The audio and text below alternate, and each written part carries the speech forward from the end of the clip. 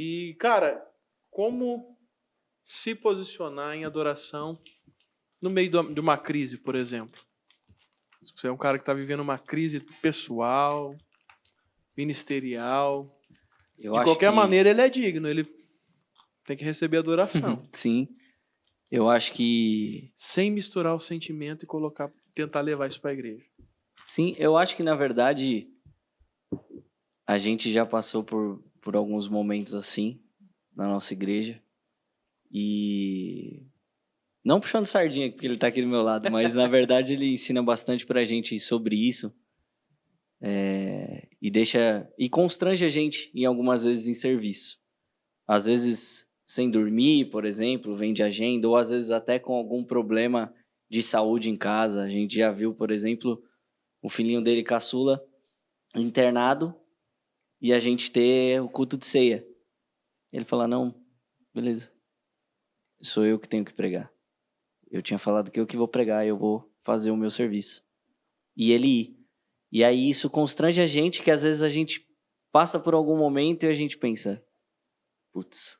Aí é quando ele fala sobre exemplo, né? De isso arrastar. A palavra convence, mas o exemplo arrasta. Então, você olhar e falar, mano, não sei, acho que o meu problema nem era tão grande assim.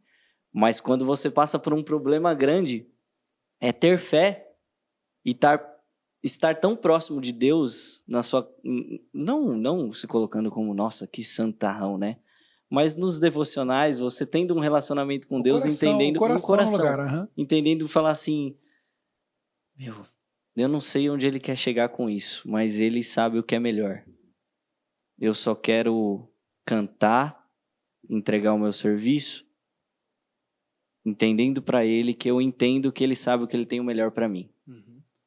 E às vezes a melhor maneira para a igreja não é se fazer ou criar uma barreira, uma parede, se fazer que tá tudo bem. É fazer com que a igreja perceba, saber que ela tem um problema. Uhum. A gente tem um ponto muito que a gente fala na igreja que é sobre conexão. Às vezes não é o cantar bem, é o conexão. Tem muitas pessoas que passaram no nosso ministério de louvor que não cantavam bem, mas eram os melhores ministros, porque eles conectavam como ninguém. Eles estavam junto com a igreja. Eles estavam no dia a dia. No dia da limpeza, eles estavam lá. No dia de um mutirão, isso era a igreja. Então, quando o pessoal via eles lá em cima, falava, ele é igualzinho a mim. Quando ele passava uma dificuldade, ele não precisava esconder. Ele cantava com o coração. E o pessoal falava, meu, eu sei o que ele está passando, eu vou cantar com ele. Top. Uma questão aqui. A gente falando sobre um paralelo que eu não considero muito paralelo, sobre técnica e vocação, né? Quando a gente fala de alguém que prega, esse alguém que prega precisa se preparar, precisa absorver, precisa estudar, precisa... Não, pô, é sorte, é dom, não é dom. É dom, foi pô. transferência, né? É transferência.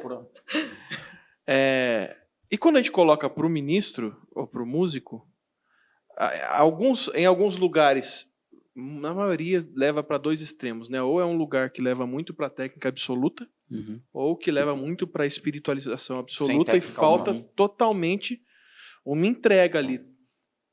Primeiramente para Jesus, mas segundamente, gente, a gente não é obrigado, né?